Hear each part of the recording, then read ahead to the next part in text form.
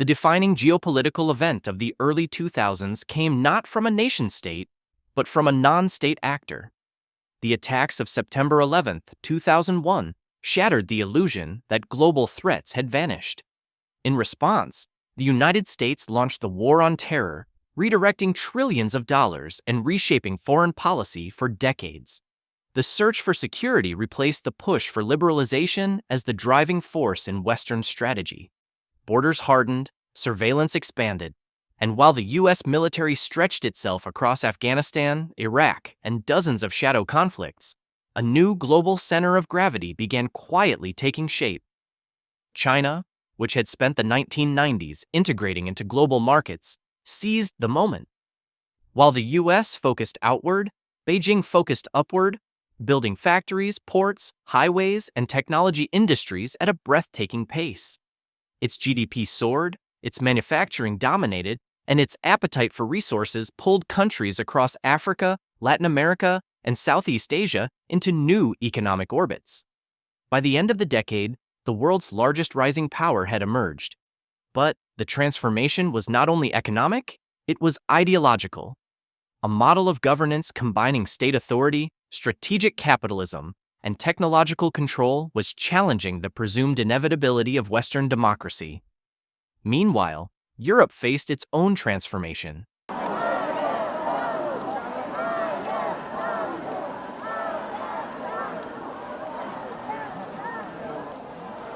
The European Union expanded eastward, integrating countries once behind the Iron Curtain.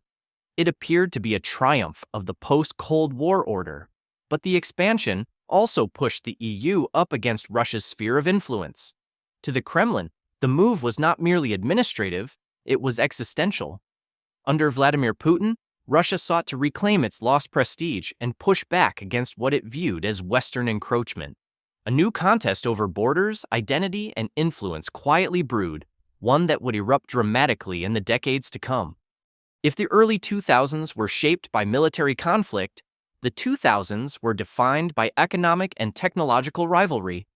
The global financial crisis of 2008 shook the foundation of Western economic authority. Confidence in deregulated markets collapsed, debt soared, and populist movements erupted across democracies. From Washington to London to Rome, voters began questioning the benefits of globalization. Institutions once assumed unshakable, banks, trade alliances, political parties, were suddenly vulnerable.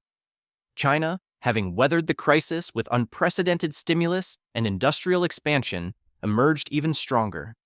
Its Belt and Road Initiative, an ambitious web of infrastructure links connecting Asia, Europe, and Africa, promised prosperity but also asserted political influence. Ports, railways, and fiber optic cables became instruments of power. Loans gained strategic leverage. Geography, once overshadowed by digital dreams, reclaimed its ancient importance. At the same time, a silent revolution unfolded in cyberspace. Nations realized that code could wield more influence than armies.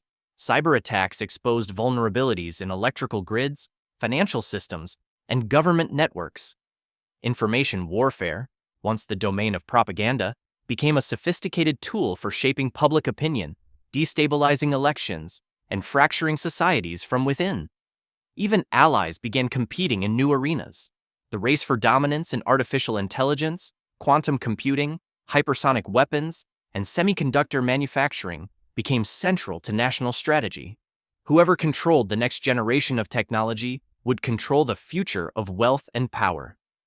Supply chains once optimized for cost began to be redesigned for security. The world was drifting toward fragmentation. Throughout the 21st century, the Middle East remained at the epicenter of geopolitical tension. The Arab Spring of 2011 began with a spark of hope, young protesters demanding freedom, dignity, and economic opportunity. But that hope gave way to turmoil. Regimes collapsed, civil wars erupted, and outside powers intervened. Syria became one of the most destructive battlegrounds of the century, drawing in the US, Russia, Iran, Turkey, and a constellation of militias and extremist groups. The region's fractures grew deeper, not only along political lines, but also ethnic and sectarian ones. Iran expanded its influence through proxy networks stretching from Lebanon to Yemen. Saudi Arabia sought to counter that influence, creating a rivalry defined by ideology, petroleum, and regional supremacy. Israel, facing shifting alliances and rising technological threats, deepened its own strategic partnerships while navigating an increasingly uncertain environment. Meanwhile, the U.S. found itself attempting to scale back its involvement without triggering further instability. China established diplomatic and economic footholds. Russia reasserted military presence, and regional powers such as Turkey and the UAE pursued independent strategies. The Middle East, long shaped by external empires, had become a multipolar chessboard where every move rippled across global energy markets and political alliances. By the mid-2000s, the world no longer revolved around a single dominant power. Instead, a multipolar order had taken shape, an environment more complex, unpredictable, and competitive than anything seen since the early 20th century. China expanded its naval presence in the South China Sea, constructing artificial islands and fortifying them with military installations. The region, one of the world's busiest maritime trade routes, became a flashpoint. Neighboring countries such as Vietnam and the Philippines pushed back, seeking support from the United States. Freedom of navigation operations turned contested waters into zones of strategic signaling. Russia, emboldened by a renewed sense of purpose, intervened in Ukraine in 2014 and expanded its influence in the Arctic and Africa. NATO, once seemingly destined for irrelevance, regained urgency. Europe confronted its vulnerabilities: energy dependence, fragmented defense capabilities, and political polarization. India, the world's largest democracy, grew into a major geopolitical player with ambitions beyond South Asia. Rapid economic expansion, a rising middle class, and a powerful technology sector propelled it onto the world stage. Its rivalry with China intensified, not only along their disputed Himalayan border, but across the Indian Ocean. Partnerships with the US, Japan, and Australia through the Quad signaled a new strategic alignment. Even smaller nations gained influence through control of crucial resources: rare earth minerals in Africa, lithium in South America, and microchip production in Taiwan and South Korea became essential to global power dynamics. Geography was no longer only about land and sea, it was about the invisible arteries of supply chains. While nations maneuvered for advantage, another force reshaped geopolitics with relentless momentum: climate change. Extreme weather, rising sea levels, and resource scarcity disrupted communities and fueled migration. Freshwater became a strategic asset. Agricultural patterns shifted. Entire regions faced the risk of instability. The Arctic thaw opened new shipping lanes and exposed vast mineral reserves. Russia expanded military bases in the far north, hoping to dominate these new routes. The US, Canada, and Nordic nations responded with their own Arctic strategies.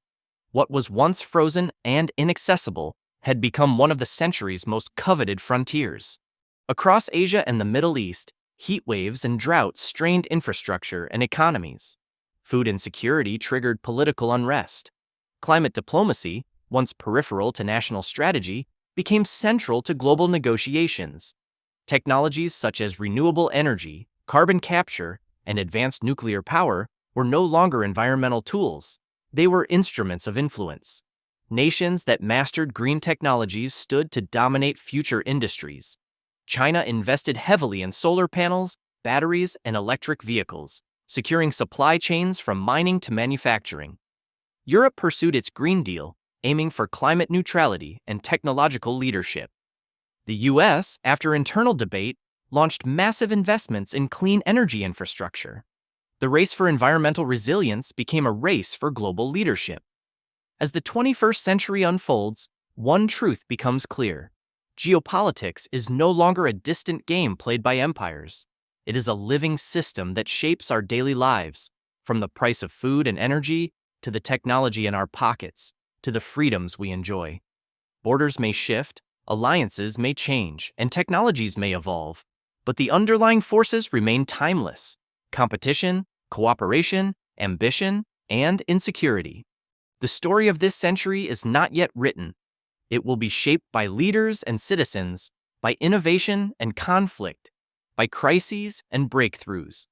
The world stands at a crossroads, navigating a landscape more interconnected and more divided than ever before.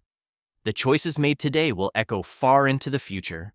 And so, the documentary ends not with a conclusion, but with a reminder. Geopolitics is the map of human destiny, and the 21st century is still drawing itself.